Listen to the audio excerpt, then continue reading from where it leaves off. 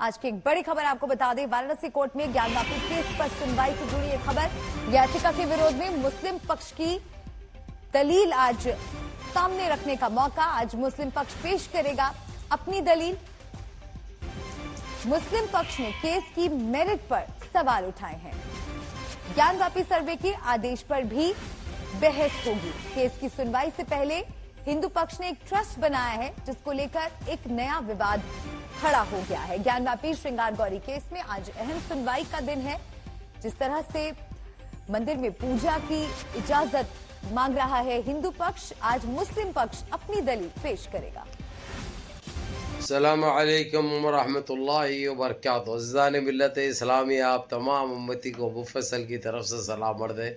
घर में बड़ी पर्दा नशीन इज़्ज़तदार माँ और बहनों को अबू फैसल की तरफ से सलाम अर्ज़ है।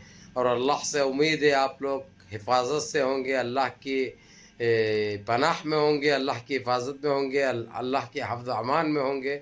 अल्लाह आप लोगों को खुश व खुर्रम रखे, अल्लाह आप लोगों को हर शर से महफूज रखे, ख़ास कर इन दरिंदों की दरिंदगी से, इन फ़िरक़ा परस्तों की फ़िरक़ा परस्ती से, ये मैली आँख से जो इस्लाम और मुसलमानों को देखते हैं, अल्लाह उनको नस्त नाबूद कर दे, अल्लाह उनकी शर से महफूज रखे आप लोगों को।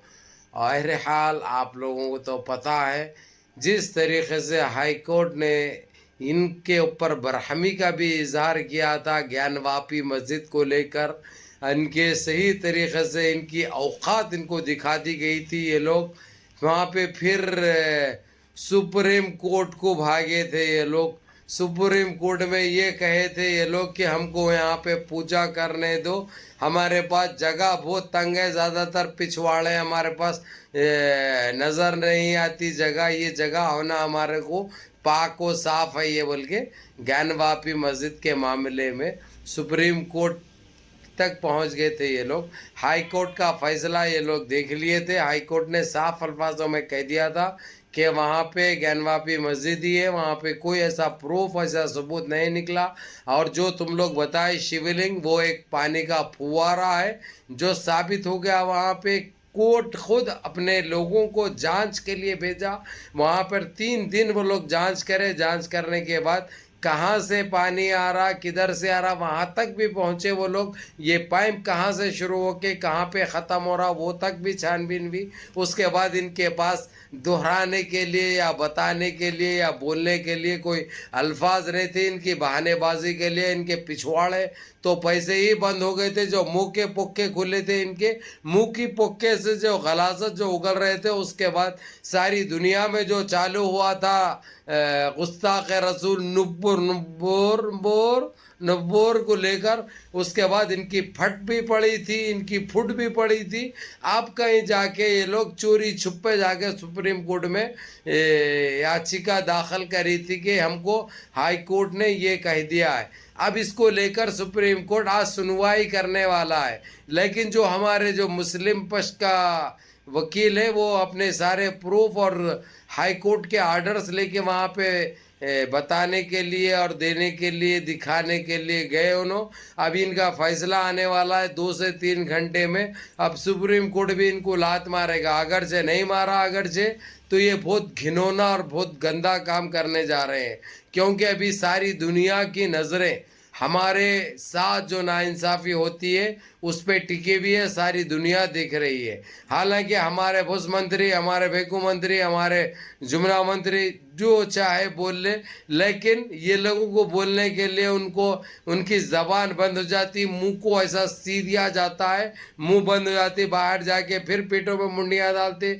फिर झूठे झूठे बातें करते, खसमा खा के आते, फिर अपना आके पुराना चालू हो जाता। खैर, इन चीज़ों में उलझना नहीं है, अपने को यही कहना है अगरचे ये गलत फैसला हुआ, अगरचे अनदेखी की गई मुसलमानों के साथ, तो ये आसार इसके अच्छे नहीं है। क्योंकि इस वक्त सिर्फ जीसीसी नहीं, ओआईसी नहीं, बल्कि सारी दुनिया भी देख रही है, सारी दुनिया भी देख रही है। अभी कोई मुसलमान भी अपनी इबादतगाह की 1 इंच भी ज़मीन बर्दाश्त नहीं करता।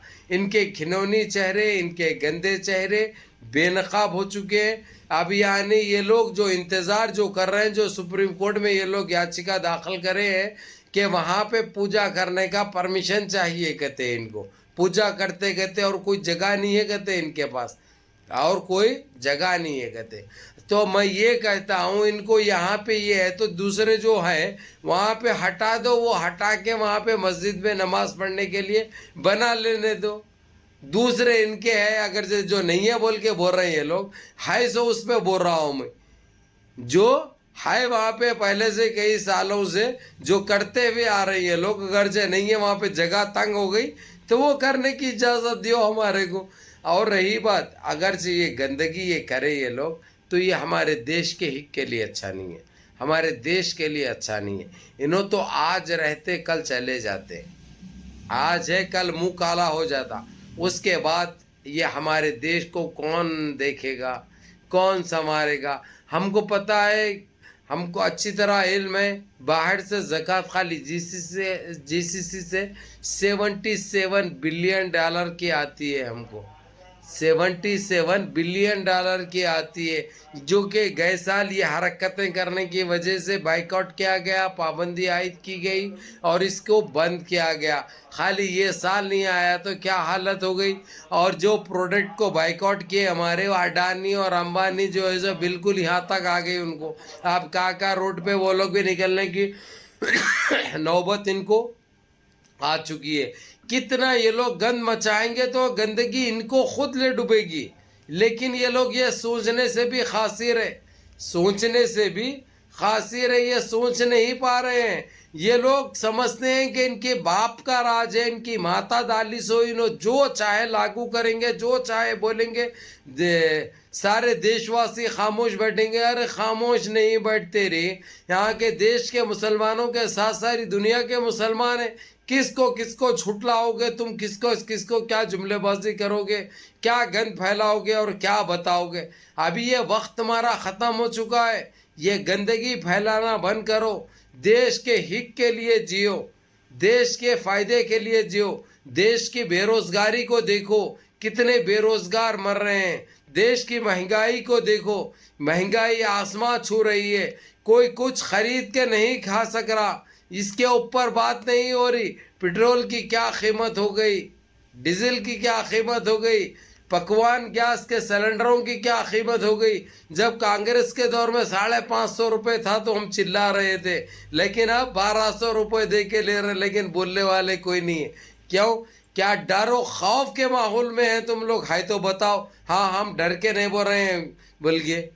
अरे कौन सा जीना जी रहे तुम लोग, कौन सी जिंदगी जी रहे तुम लोग। अरे अनभक्तो सुधरो, खाली एक बाटल मिल जाता, एक पैकेट मिल जाती, गुड़म्बे से जिंदगी नहीं चल सकती। तुम्हारी नस्ल बर्बाद हो रही, नस्ल को ख़त्म कर रहे हैं तुम लोग। क्या हासिल करना चाह रहे हैं? देशवासियों की सोचो, देश की हित की सोचो। कई के लिए गंदगी मचा रहे हैं, कुछ भी हासिल होने वाला नहीं है। जितनी तुम गंदगी फैलाओगे हम उतनी अमरीत बांटेंगे, उतनी हम सुकूनियत बांटेंगे, उतना हम अमन बांटेंगे। लेकिन तुम जितने जहरीले बातें करेंगे, जितनी गंदगी फैलाने की कोशिश कर रहे हैं, इससे देश की साख गिर रही है, देश बदनाम हो रहा है। हमारे पुष्प मंत्री जाके तो पीठ में मुंडी डालते हैं, वक्त पड़ने पे सब कर लेते हैं, लेकिन हासिल क्या होता? देश में आके चुप्पी छाए रखते हैं, अपना मुंह बंद कर रखते हैं। कोई भाई अभी तक इतने 8.5-9 साल हो गए, कोई एक डिबेट में नहीं गए, कोई एक अपना इंटरव्यू नहीं दिए पर्सनल। क्या है ये? कौन से ऐसे देश के 15वें प्रधानमंत्री है हमारे? इससे पहले भी तो 14 ने राज किया, 14 भी प्राइम मिनिस्टर थे। ये 14 को भी मिला के अगर जब 15वें को देखे, वो 14 उतना नहीं सुना जितना एक अकेला सुने हैं हमारे। 80% देशवासी इनसे नाराज है। 80% की बात कर रहा हूं मैं, 2-4-5% नहीं।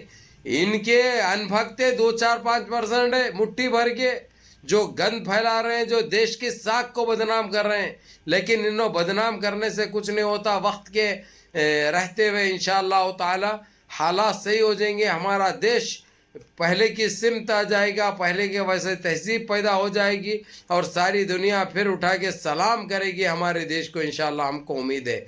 हम उस साख पे लेके आएंगे हमारे देश को। लेकिन अब इन्हों क्या कर रहे हैं, इनको रोकना बहुत ज़रूरी है। देखिए श्रीलंका के क्या हालात हो चुके हैं। आज श्रीलंका का पीएम भी इनके नक्शे कदम पे चल रहा था, इन्हों वहाँ पे गए, जा के जो उसकी सरकार को सत्यानाश कर दिए भटका कर। इतनी बड़े पनौती है भाई। अब आप लोग खुद समझ सकते हैं मैं क्या बोलना चाह रहा हूँ, क्या बोल रहा हूँ। इसलिए समझो, संभलो, अपने देशवासियों का ख्याल करो, देश के लिए सोचो, ये सब के लिए बेहतरी है। अल्लाह मुनज़्ज़म रहिए, मुत्तहिद रहिए, अपने सफ़ों में इत्तेहाद बरकरार रखिए, नमाज़ों की पाबंदी करिए, माँ बाप की खिदमत करिए। अस्सलाम वालेकुम।